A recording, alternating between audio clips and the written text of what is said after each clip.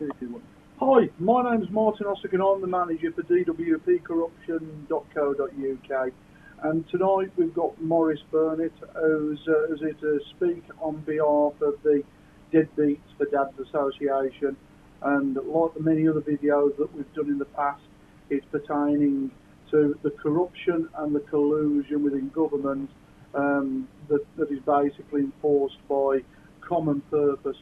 Good evening, Maurice. It's good to see you, mate. What do you know about the corruption and the collusion within the system pertaining to Deadbeat for Dads, mate? Right, well, we have all the proof and evidence that there is a lot of corruption and collusion going on. We've even narrowed it down to there's a lot of collusion and corruption going on between the Child Support Agency, or CMEC as it's known now, and also the courts. The Child Support Agency are actually sending out imaginary arrears, and basically what they're doing is they're sending these letters out to those fathers who are already paying. Now, the CSA was set up to chase the errant fathers, those fathers who weren't paying. This was actually costing the agency a lot of money, and the bill for that actually run into billions of pounds. So what they're actually doing now is they're trying to recover the money, but they're doing it in an illegal fashion. So basically what they're doing is sending out imaginary arrears to those fathers who are already paying, and these fathers are paying by direct debit, standing order, or by a cheque. And basically what they're doing is when the father tries to bring up to question where these arrears have come from, now bearing in mind these arrears, we could be talking anywhere between £900 and £60,000, £70,000. So it's basically harassment, victimisation, and underhanded doings of collusion and corruption that is taking place here. And this is a similar aspect to the last video that we did with Roy Jenkins, and pertaining to the money laundering, the corrupt MP that he's got, and you know, other government bodies. And what's your experience of this and how it affects the fathers, then, mate? Right, well, my experience is, personal experience alone is they haven't followed any procedures. They breached the Data Protection Act, they breached the Freedom of Information Act. They also bring the courts into the equation as well, because when we've been going into court representing fathers and Mackenzie friends, we've actually found that the courts were not adhering to the Child Support Act 1991.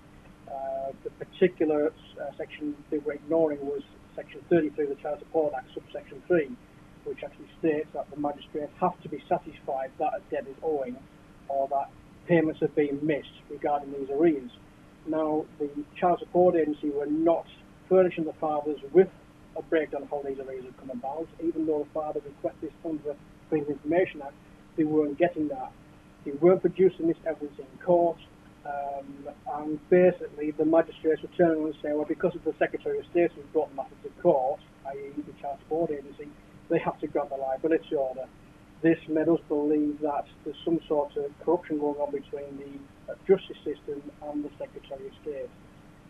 So basically what they're doing is it's a procurement of money under false pretences, and they're using the court system, the magistrates court system, to help them have these liability orders put on them, and then they can then send in the bailiffs. Now the bailiffs which the CSA use are also acting illegally as well. Now one gentleman who we represent in court, we put an appeal in, the court said they didn't receive the cheque, even though the cheque had been cashed.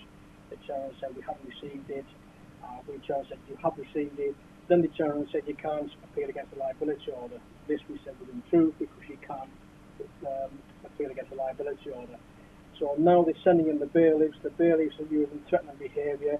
When we actually pull the bailiffs up, because we sent them a 3-page letter back to the bailiffs requesting why, they were saying they could break into his house, they could use a locksmith to gain entry in his house in his absence. Oh my God, this is against the law, but they're using threatening behaviour.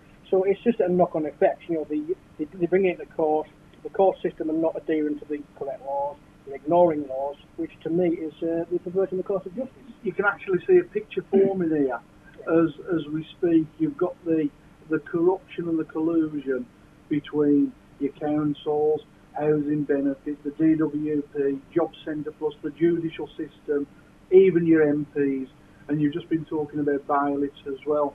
You know, so at the end of the day, you know, as far as I can see, I believe this could be part of common purpose. What are your views on that? Yes, I believe it is common purpose, because we do know certain people within, high up in the child support agency, have actually had common purpose training.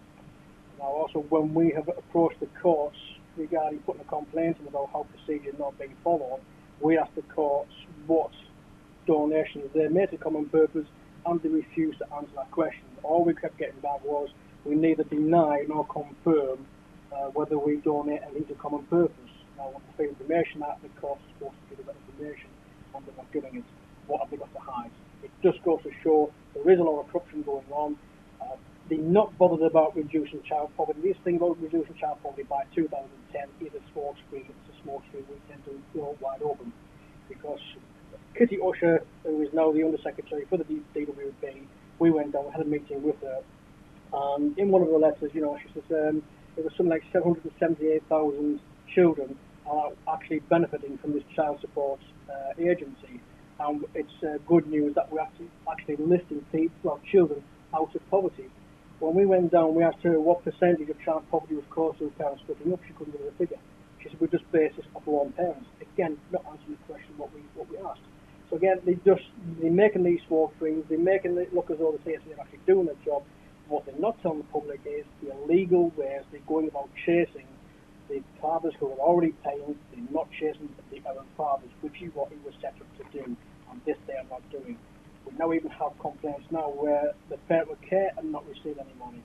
I sent in a Freedom of Information Act to the Child Support Agency and asked them to give me a breakdown of how much money I paid into the Child Support Agency and how much of that money had been paid out to my ex-wife. They did not give me that. Now, all the money I paid into the Child Support Agency should be given to my ex-wife.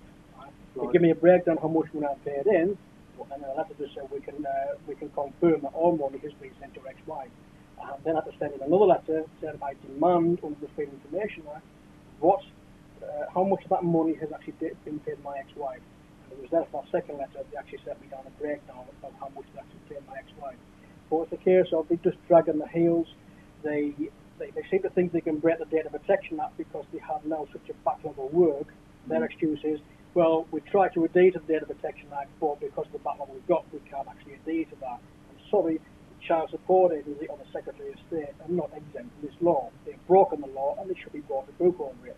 And there's that many laws that actually break them. We have the proof now. You've listened to a disc now which we played to you. We've also shown you a copy of the phone call log by a CSA worker, and in her phone call log it does not correspond with what was on the disc. She has then just gone straight to my employer, issued a deduction of earnings order, which is what they're doing to many thousands of other fathers out there. They're just going straight to the non-resident parent's employer.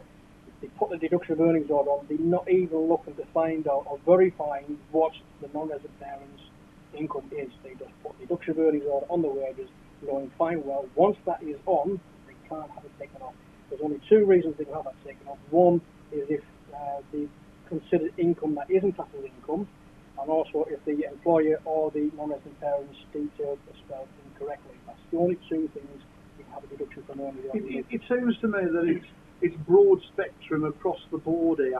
I was viewing a document over the weekend about the CSA and the staff altering the figures on paperwork and, you know, taking some of the key features away that could be used in evidence against the people for the courts. What are your views on that? Well, basically not. This money that's coming in, it's not going to benefit the children. It's just going basically just to benefit the treasurer. That's all it's basically there for. Right, this is going to be the end of part one of this video due to the timer and what else we've got to discuss. So keep in touch.